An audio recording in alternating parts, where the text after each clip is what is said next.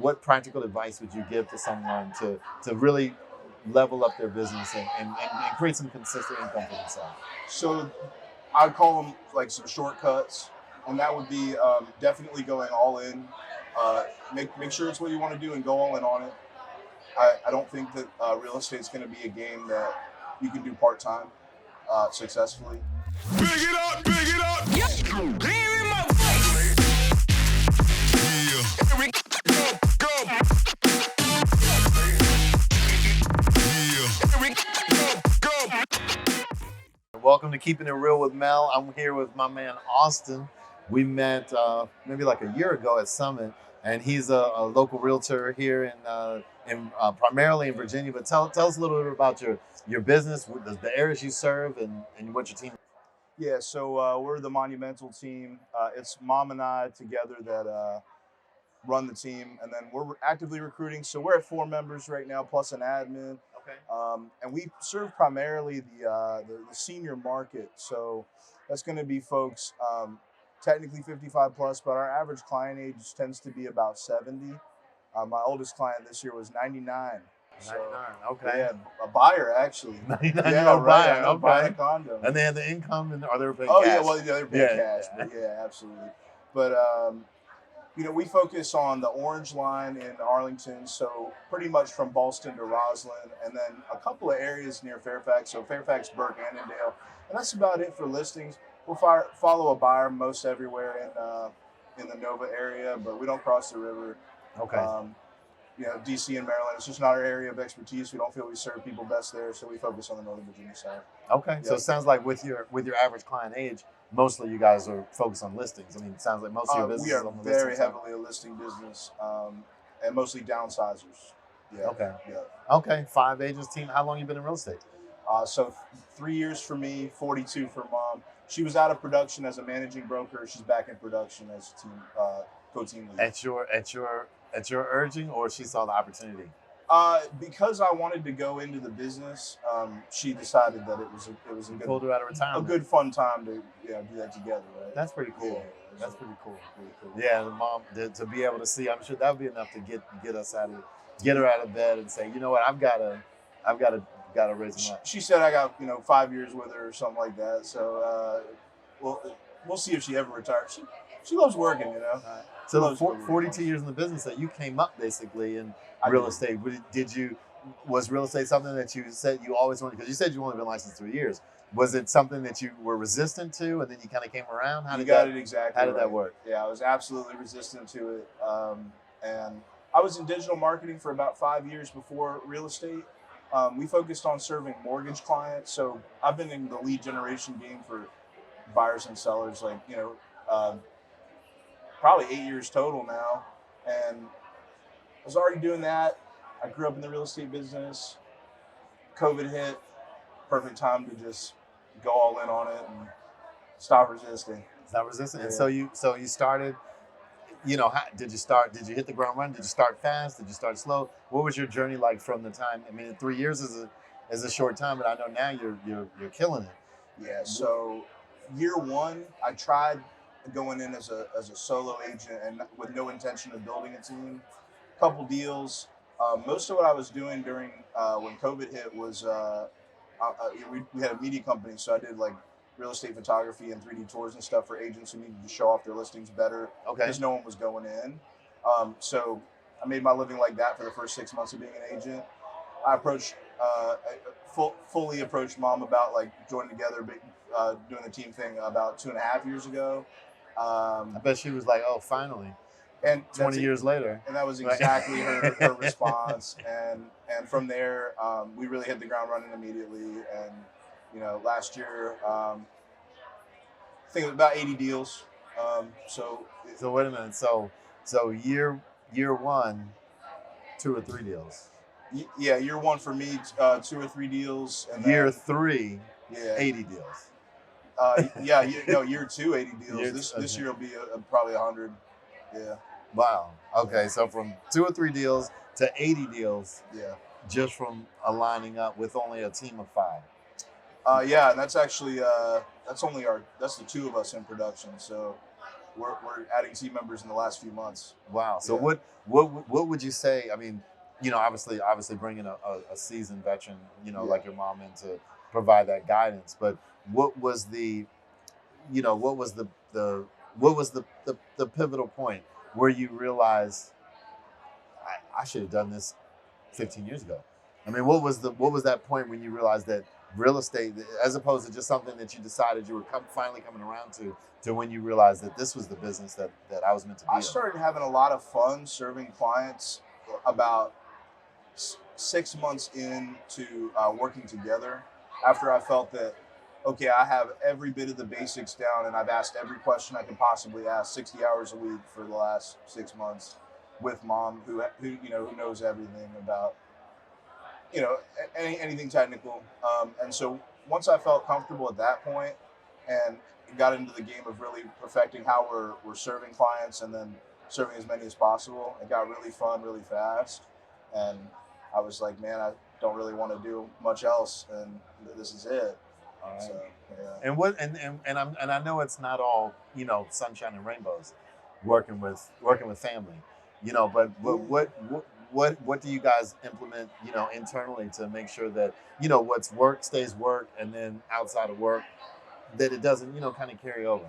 I got you. So our relationship has always been sort of business mixed. Either I was advising her as a marketer, or and now we're working together. We've been very fortunate to be collaborative on everything and have on the line mindset. And she is in coaching too. Before we joined Tom Ferry team coaching, we were both elite clients, Okay. and so we were on the same page with the same coach, driving the same direction. And we make sure to meet twice a week to just talk about working on the business. Okay. So that's at the beginning and the end of the week, setting our goals for the week, checking parameters for our long-term vision. And then at the end of the week, did we hit it? Are we doing what we're supposed to be doing? And as long as we stay aligned on those things and everything's getting done like it's supposed to, everyone's happy. There's really not any room for any animosity. Okay, and so it sounds like there's a mutual respect. Your marketing background, which sounds like exceeded her expertise in that area. Her real estate, allowed you to create that respect, and then her real estate background, which obviously exceeded yours, and then that's what kind of made that perfect match. Yeah, it's pretty much how we came together that way. Yeah. All right, cool. So I want to switch gears a little bit. So you were a wrestler like me. We found out that right we away. had that in common, right? Right away. That's right. Where'd you wrestle? I wrestled at Robinson High School in Fairfax. A storied wrestling It school. was, yeah. Storied wrestling school. Yeah, So absolutely. what was your high school career like in your teams? I know at that time. Yeah, so I was grateful to be part of a great team. I did leave it. I had some ailing grandparents, took care of them, and I got injured. So I left toward the end of my high school career. Probably could have been better, but I got into BJJ at that time as well. Okay, something else we have in common. But we do have that in common as well.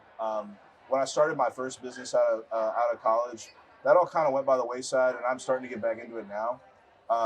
But it was 80, 100-hour weeks and all kinds of excuses that kept me away from it. But not gonna let that stop me at this point. But it's a great sport. Going toe to toe with someone else, and it's like a chess game. That's the most exciting part of it, is figuring out openings and basically playing chess with another guy. Yeah. And how do you think that we talk about this a lot with individual sports, swimming, tennis, track and field, wrestling, jiu-jitsu. How do you feel that your wrestling background and your jiu-jitsu background has helped you in business? So I'd say two things. One, perseverance. I mean, it's very difficult, whether it's swimming or wrestling, to persevere over each little bit of adversity that comes your way in a match or in any sort of event. And two, your biggest competitor is yourself and how good you're getting at your craft. And it's the same thing in the real estate business or any business at all. It's about developing yourself and really competing against yourself and not worrying so much about what someone else in a different weight class is doing and how well they're doing. It's really about you. And it's the same thing in real estate. Right. So basically, not trying to keep up with the Joneses, just trying to better yourself, and that's what's going to help you be a better person eventually, succeed at whatever it is that you set out to succeed at. Yeah. All right. And what would you say to an agent that's, agents out there, trying to figure this whole thing out, and you've had incredible success in less than 36 months. What would you say to that agent that's, maybe spinning their wheels a little bit, trying to figure out, is this for me? Is this not for me? I mean, what practical advice would you give to someone to really level up their business and create some consistent income for themselves? So I'd call them like some shortcuts, and that would be definitely going all in. Make sure it's what you want to do and go all in on it. I don't think that real estate is going to be a game that you can do part time successfully. So go all in, and then the shortcuts would be find a mentor, someone who knows the business. The best way to learn is going to be basically through imitation, osmosis, and asking questions. So whether that's at your brokerage or someone that you know in the real estate business, or maybe it's just someone you ask and they'll take you under your wing. That's what I'd say one needs to learn the ins and outs and take knowledge from scenarios where they haven't been in the scenario before, but this person has experienced everything. Right. And I had that with my mom, Roxanne, who I could ask any question. She's experienced it before. Two, I would say definitely hire a coach, because not only are you pulling knowledge from an individual that's experienced a bunch of scenarios, you're pulling from a collective organization where a lot of people have like a collective knowledge on how to do this thing the right way and serve customers to the highest level and get business at the highest level. Okay. That's definitely going to be two of the big. So don't try to do it all on your own. No, and part of that's admitting to yourself that you're not good at this yet, being humble and allowing yourself to be coachable and learn. Okay. Yeah, and I'm sure you've had a similar experience. Yeah, being coachable is going to be a key, and not trying to do it all by myself. And then two things for our business that have worked really well are going to be niching down and focusing on serving our customers in the best way possible. So whether that's by location or by demographic, like, so for example, we serve the seniors. We know that in and out. Okay. For sure. And then we don't try to market to them on too many channels. We try to be experts on the channels we're marketing to them. So we just pick a couple of social media verticals. And as far as advertising for external business, we're really just focused on two, and that's going to be your Google and your Realtor.com. Okay, so you're not trying to be everything to all people. You're not trying to. We work with tenants. We help buyers. We help sellers. We do carpet cleaning, construction. It sounds like you're really, niching it down, and it sounds like you're laser focused on seniors, and so that way you can be an expert in that area. Yeah, absolutely, and that's allowed us to expand because we are experts in that. Once we hit that, we're able to say, hey, we can help any seller in the Arlington market, specifically where we serve, at a very high level. But we didn't start to do that until we were sure we're ready to do that.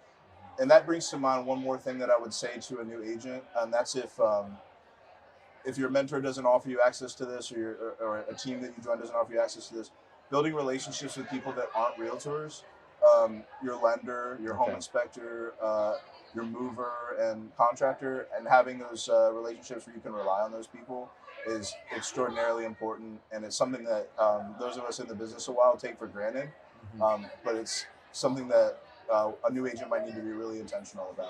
Yeah, and I'd imagine you get, we know you generate business from that as well. Oh, absolutely. And it makes you look good because you can refer other professionals. And then you're not just saying, oh, well, you should Google this plumber. No, it's your guy, and that makes you more of the mayor of your town, the expert, and you can serve your clients. Yeah, we talk about that, being the mayor of your town and actually knowing all things real estate. At least if you don't handle it, you can refer to the right people. So, right. Awesome. So if someone had a client, how would we reach you? If someone had a client in Arlington and or an agent referral, someone potentially to join your team, what would be the best way to contact you? Definitely Instagram DMs. Okay. I'm Austin Southern and then 2 underscores. But if you just search by name, you'll find me. And then our team is at Monumental team.